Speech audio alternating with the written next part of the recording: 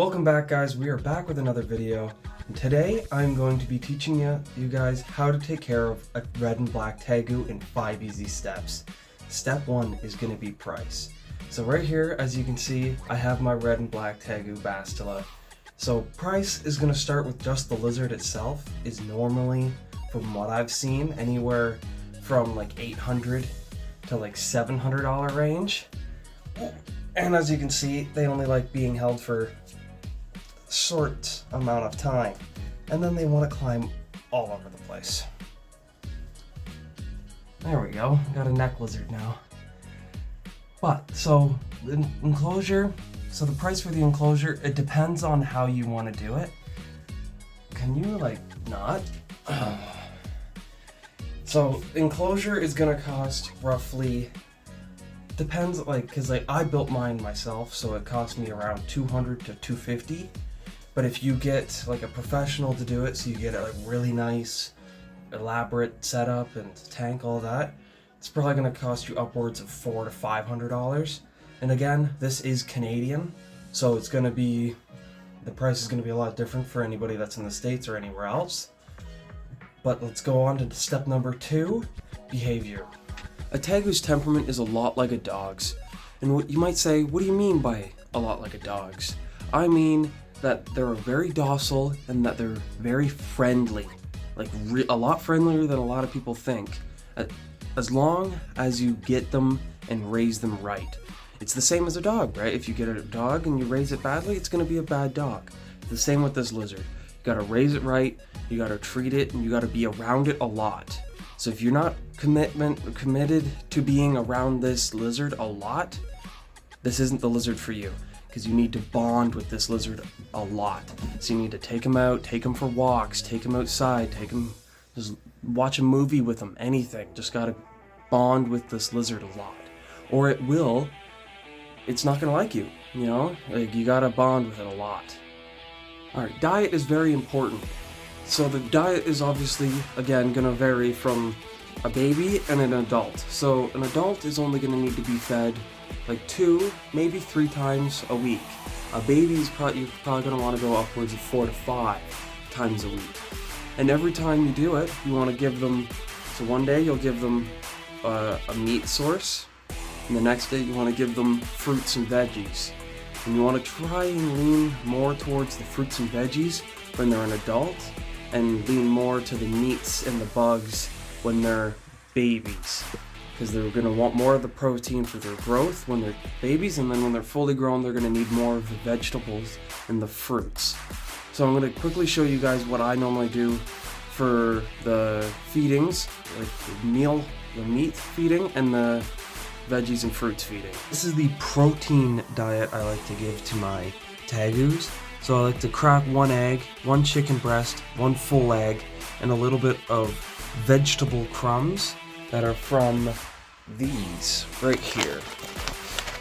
It gives them a nice little mixture of everything, a little bit of everything that they need. So, and I find it rounds out the little meal a little bit more. And for your Tegu's diet, you're going to want them to look like anything like one of these 2 images that are on screen. You want to kind of look, so you want to get like a variation of fruits, veggies, and some protein matter. I like to split it up in 2 different meals, the protein and then the veggies. You can do it either or, you can mix and match, or you can separate them like I do. I like to separate it and kind of incorporate a little bit of veggies and fruits in the protein, but I more or less like to separate them. But you can do it like how the images are on screen. You can have the veggies and the fruits and the protein all in one. You can do it like that. It's really all about how your Tegu likes it. My Tegu personally likes to have his protein separated from his veggies. Otherwise, he doesn't eat his veggies. So I like to do it like that, and let's get right into the next step. Step 4 is going to be enclosure. Enclosure is very important, especially when you're considering getting a Tegu. If you do not have enough space for it, you won't be able, I wouldn't recommend having this animal, because they do take up a lot of space. A Tegu's tank should be at least 6 feet long, 4 feet wide, and 2 feet tall. I know, that's a very big tank, but they need it. They are like 3 feet long. Biggest I've seen is 3 feet, so they're gonna need a big enclosure to actually like live comfortably, you know. So you're gonna need to be able to designate a big portion of your living space to one of these animals. So if you can't like do that, I would not recommend this animal. So like, they're very expensive, they take up a lot of space, so they are like very much a dedication. So if you aren't ready for that kind of like investment, you're gonna need to find a new lizard. Tegus like to explore a lot too, so you have to give them the opportunity to do so. So it's either taking them out of their tank and let them roam around the house, supervised. Obviously, you don't want them getting into anything that they shouldn't. Either that, or you can change around their tank every now and again, or set something up for them to explore through. It's either that, or you need to give them what I like to do, but it's going to be, a lot of people are going to be like, oh, you shouldn't do that, it's whatever. But I personally like to do live feedings. And you might be like, live feedings? Why would you do that? Like, well, live feedings are good for a many plethora of things. They're good for exercise, they're good for stimulation.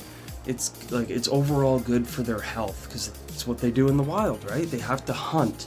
You got to give them that ability too. So it's either give them a way to explore or chase them around with their food, or give them live feedings, you know. So I like to give them live feedings and give them the chance to explore, so they have the full mental stimulation of what they would have in the wild.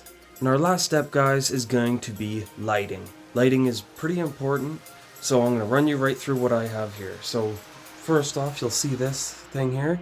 It's just a nice bulb that produces heat, no light. So I like to use that for the nighttime, but like I also have it going throughout the entire day, just to keep the tank's heat to a good temperature, a good like 75 and 80, you know, because that's where I like to keep it, like the cool end, which will be over here, over by our water dish, where I like to keep it like low 70s, like 71 to 75, and then over where she is right now, where I like to keep it around 80 to 81, and then of course the basking spot, I like to keep it around 120 to 125. I know some people like to put it up to 130, 140, but from my experience, my Tegu likes it at 120, 125. And then also, you're going to want to invest in one of these really nice lights. You're going to need it for various reasons. It's really good for them to absorb the calcium and nutrients from their food, and the UV will also help strengthen their bones, so they don't like have any like bone deficiency or bone issues when they get older and bigger, as obviously you can see they get really big. So as I said before, the low end of your tank, which is going to be your cool end, should be in your low 70s, and then your high end of your tank should be around mid 80s, and then of course the basking spot should be 120 to 130 is pushing it, and then a humidity, you want it around 40 to 60%. It is a little higher than some other animals, but it's pretty easy to maintain. Just give it a good misting every couple of days is what I like to do to keep the humidity up. And also to keep the humidity up, I keep that big tub of water in there, because she likes to bathe in it, she likes to soak in it, which is good for them. And getting into that, I also like to bathe them once every week, you know. It's good for them, keeps them clean, it's good for you, so you don't have to worry about getting any like poop in your hands and into your face and all that stuff. So it's always good to stay on top of that as well. So I hope you guys enjoyed today's video, and have yourselves an absolutely wonderful day.